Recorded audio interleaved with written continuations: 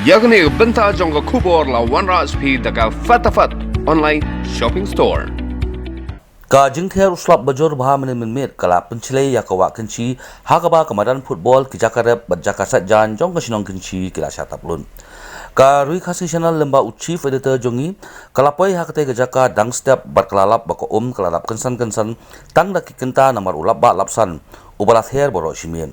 Kajing Shlei kalapun long ru ya kidok kha ban kiu nawa Kynshi shakimadan bat kilengkha jong kibreu bat kipat ba babun klayami tongdo ban penat deki srip ne kibini baju ong Kynshi hakane kajing Shlei shimladan gano kajing jaga basungsi.